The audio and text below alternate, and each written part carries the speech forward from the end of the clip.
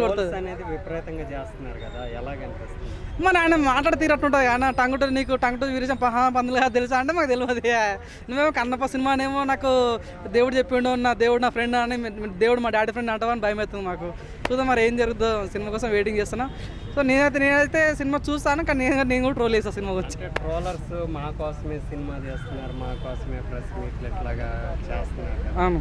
So సినిమాకి అది ఎంతవరకు ఎఫెక్ట్ అవుతుంది? నువ్వు అవునని కాదన్నా, సినిమాని లేపేది ట్రోల్లేసే, ఆ సినిమాని లేపేది ట్రోల్లేసే, దించేది ట్రోల్లేసే. సినిమా ట్రోల్లర్స్కి ఒక పండగ అని చెప్పుకోవచ్చు అన్న సినిమా అయితే. సో ప్రతి ఒక్క షార్ట్ కూడా ప్రతి ఒక్క దగ్గర వాడతారు, ఎక్కడ వాడాలో ఏ టైం వాడాలో ట్రోలర్స్ బాగా తెలుసు. ఈ ట్రోలర్స్ ఒక ట్రోల్లర్ సినిమా అని చెప్పొచ్చు నాకు తెలిసి.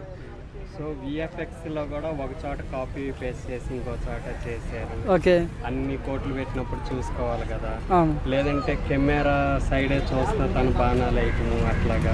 సో ఇలాంటి ట్రోల్స్ అనేది ఎక్కువ వస్తాయి. సరే, నాకు వచ్చిన మెయిన్ క్వశ్చన్ అండి, మరి క్వశ్చన్ బాగున్నాయి. నాకు వచ్చిన మెయిన్ క్వశ్చన్, ఈ సినిమాలో ప్రభాస్ని నిజంగా అడిగి తీసుకున్నారా, లేకపోతే వితౌట్ ప్రభాస్ పర్మిషన్ లేకుండా ప్రభాస్ లుక్స్ వాడారా, లైక్ ఆదిపురుషు నుంచి ఏమైనా కాపీ కొట్టారా ప్రభాస్ లుక్స్ అని నాకు డౌట్ అవుతుంది. మరి ఎంతవరకు జెన్యూన్ తెలియదు కానీ బ్రో కన్నప్ప హీరో ప్రభాస్ అనుకుంటున్నారు మీరు. మంచి విషయం బ్రో.